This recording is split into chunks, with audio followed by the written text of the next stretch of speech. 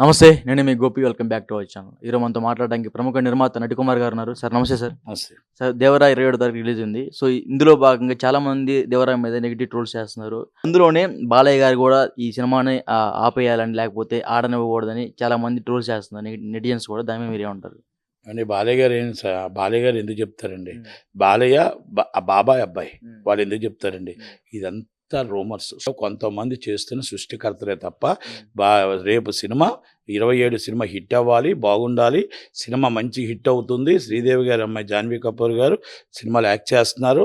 ఆ అమ్మాయి కూడా చాలా బాగుంది కనుక సినిమాకి బాగా హైప్ వచ్చింది కనుక టికెట్స్ అనేది మొత్తం టోటల్గా ఒక 5-6 రోజుల దాకా హెవీ రష్ ఉండడానికి ఆల్రెడీ మాకు వస్తున్న మెసేజ్లు బట్టి అర్థమవుతుంది కనుక సినిమా బాగుంటుంది. బాలయ్య బాబు ఉన్నాడు, ఇంకొకరు రోల్ చేస్తున్నారు, వాళ్ళు చేస్తున్నారు, టీడీపీలు చేస్తున్నారు అనేది రాంగ్ అండి.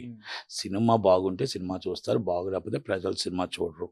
ఇది మాత్రం ఒకటి చెప్తున్నాను. ట్రైలర్ చూసి మీరు డిసైడ్ చేసుకోవడాలు. ఇంకోటి సినిమా నెక్స్ట్ క్వశ్చన్ అదే. చాలా మంది ట్రైలర్ చూసి, కొంతమంది ఎవరైతే యూట్యూబ్ రివ్యూవర్స్, సో వాళ్ళందరూ ఏంటంటే జస్ట్ ట్రైలర్ చూసి ఆ సినిమాలో అది లైటింగ్ అక్కడ పడలేదు, సో ఆ సినిమా మాత్రం డిజాస్టర్ అయిపోద్దని చెప్తున్నారు. దానికి ఏమంటారు? వాళ్ళకి డబ్బులు ఇచ్చి ఉండరు. ఇప్పుడు కొంతమంది ఏమైపోయిందంటే కొంతమంది ఈ పెయిడ్ ఛానల్స్ అయిపోయి డబ్బులు ఇస్తే ఒకలా పెడుతున్నారు, డబ్బులు ఇవ్వకపోతే ఒకలా పెడుతున్నారు. బాగున్న సినిమాకి వచ్చి తక్కువ రేటింగ్ ఇస్తున్నారు, బాగులేని సినిమాకి ఎక్కువ రేటింగ్ ఇస్తున్నారు. అన్నీ మొత్తం టోటల్గా ఇవన్నీ కూడా కలుషితం. వీటిని నమ్మొద్దండి. సినిమాని వెళ్ళండి, ప్రజలు సినిమా చూడండి. సినిమా చూసిన తర్వాత నచ్చితే మీరు ఇంకొకరికి చెప్పండి, నచ్చకపోతే మీరు ఇంకొకరికి చెప్పొద్దు. ఇది కరెక్ట్ రిపోర్ట్. అంతే తప్ప ఛానల్స్ని కొంతమందిని నమ్మి కొంతమంది పెయిడ్ ఆర్టిస్టులు ఎక్కువైపోయారు. దానివల్ల ఇబ్బంది ఉంది. సోషల్ మీడియా మంచి చెయ్యాలి, చెడు చేయకూడదు. కనుక నేను ఈ సినిమా మాకు ఇండస్ట్రీకి అవసరం, మాకు ఇండస్ట్రీకి హిట్ అవసరం. మా ఇండస్ట్రీలో ఈ సినిమా హిట్ అయితే క్యాంటీన్ వాళ్ళు బాగుపడతారు, కార్మికులు బాగుపడతారు, సినిమా డిస్ట్రిబ్యూటర్లు బాగుపడతారు, ఎగ్జిబ్యూటర్లు బాగుపడతారు, ప్రొడ్యూసర్లు బాగుపడతారు.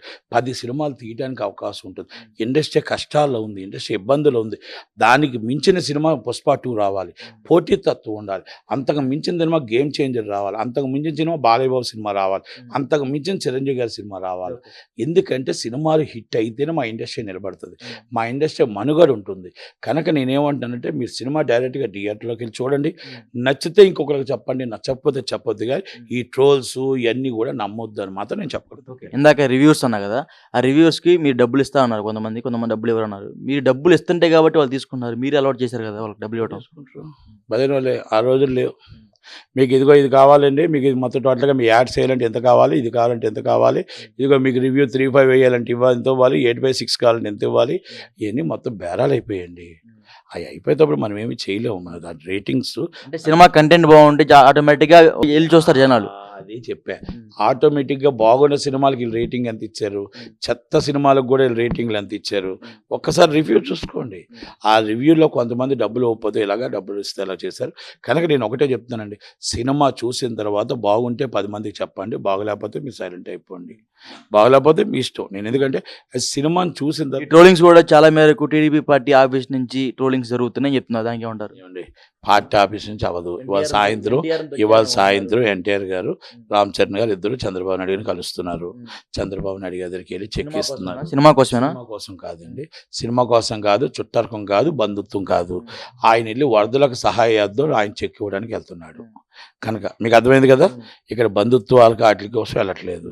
కనుక జూనియర్ ఎన్టీఆర్ గారు కూడా ఆయన ఎట్టి పరిస్థితుల్లో ఆయన ఇంట్లో నందమూరి ఫ్యామిలీలో ఒక వ్యక్తి. అంటే చాలా మంది ఫండ్స్ ఇచ్చారు, అందరు వెళ్ళి డైరెక్ట్గా వెళ్ళి ఇవ్వలేదు కదా, ఎందుకు వెళ్తున్నారు?